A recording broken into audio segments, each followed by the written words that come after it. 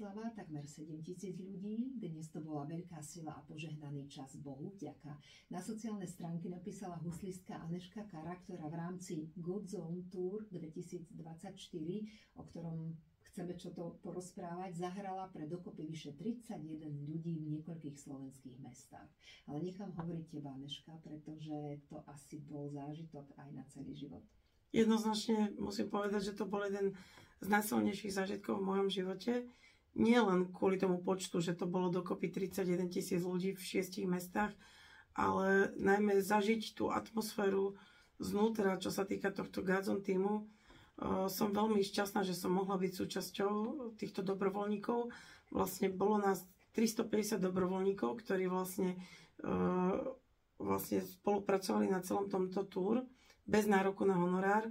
Boli tam rôzne týmy, nielen tým hudobníkov, ako sme boli my, ale takisto tým, ktorý sa staral o stravu, dopravu, ktorí montovali pódium. Častokrát... Všetko, celý festival, teda celé túr od začiatku do konca bolo dobrovoľníctvo. Áno. A vy ste to robili zadarmo. Áno, bolo to pre mňa veľmi silné a som vďačná, že s mojím rodinným kvartetom, s mojou sestrou Eliškou a švagrom a takisto s mojím talentovaným súkromným žiakom Marcelom sme mohli toto absolvovať a naozaj bol to veľmi silný čas vidieť toľko tisíc ľudí spolu sa tešiť z Božej prítomnosti, z Božej lásky, modliť sa, byť zjednotení. Naozaj zažili sme tam aj čas zázrakov. Ľudia boli uzdravení aj fyzicky, aj psychicky. Boli tam zmenené životy, takže má to význam určite. Zažila si možno, alebo postrehla ľudí, ktorí tam boli naozaj takým, že srdcom veriaci, alebo možno prišli len na skúsi, že či ich to osloví, či im to možno niečo povie? Viem, že tam boli aj ľudia, ktorí napríklad boli ateisti a prišli si to pozrieť len ako veľkú show so svetelnými efektami a laserami a dobrou hudbou, ale myslím, že na konci odchádzali premenení, takisto ako to aj nás premenilo muzikantov. Čo je zaujímavé, že ty si túr absolvovala so svojím synovcom.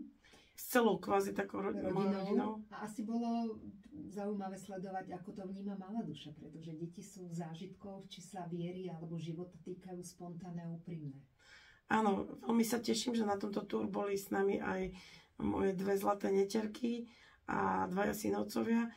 Tak oni sa určite aj tešili z toho, že nemuseli týždeň byť v škole. To je jasné. Ale rodičia sa s nimi poctivo učili do obeda a myslím, že sa im to páčilo, takisto si to užili a v tých ich modlitbách, tých detských modlitbách bolo cítiť, že jednoducho úprimne milujú Boha a že sa to dotklo aj tej detskej duše. Najsilnejší moment dá sa pre teba osobne, alebo bola to naozaj celá všehochuť po rôznych mestách, alebo nejaké mesto, nejaký moment, kedy tebe ako hudobníčke, ako človeku bolo? Asi to bolo ten prvý koncert v Košiciach, v Steel Arene, kde bolo okolo 7 000 ľudí. Bolo to naozaj veľmi, veľmi silné a neviem vyslovene povedať, že ktorý zážitok bol najviac. Asi komplex, asi celá atmosféra. Ale celý ten týždeň, takže naozaj som vďačná za tento tým Jula Slováka aj všetkých týchto, že na tom takto makajú celý rok a idú do toho s veľkou vierou, pretože nemajú na to žiadnych sponzorov, vyslovene je to bez vstupného a vlastne oni len idú s vierou, že sa vyzbierajú peniaze na to, aby bolo aj na prenájom sál a vždycky nakoniec sa to podarí, že Boh sa postará a je to fakt veľká sila. Spomínala si aj sestru, s ktorou účinkuješ, tak mohli by sme ešte pár slov aj o nej, či mladšia, staršia, či hráte obidve na husliach, teda to už vieme, že áno. Či to od malička bolo také, že spoluparťačky, alebo či ste si troška aj boli konkurencia, možno jej repertoár, že ako sa zvládate, lebo 2 sestry ešte mať rovnaké povolanie je isto zaujímavé. Je to zaujímavé a náročné, ale tým, že od malička sme aj spolu hrávali, tak nemyslím si, že sme sa brali ako konkurencia. Skôr sme sa snažili navzájom povzbudiť a musím povedať, že s mojou sestrou sa mi hrá asi najlepšie, lebo jednoducho poznáme sa od malička a viem, že sa môžem na ňu spoľahnúť vo všetkom. Takže ja ju zase obdivujem v tom, že má 4 deti.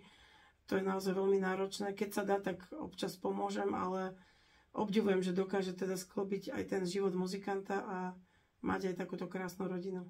Pozdravujeme sestru a zasa vy ešte môžete, máme na to niečo vyše 20 minút, pozdraviť hostku dnešnej nočnej pyramídy Anežku Kara. Posledný krát asi spomeniem kontakty, buď nám môžete poslať SMS-ku v tvare Slovensko, medzera a text na číslo 7773. Sme aj na Facebooku a náš mail je slovensko@rozhlas.sk. Jaká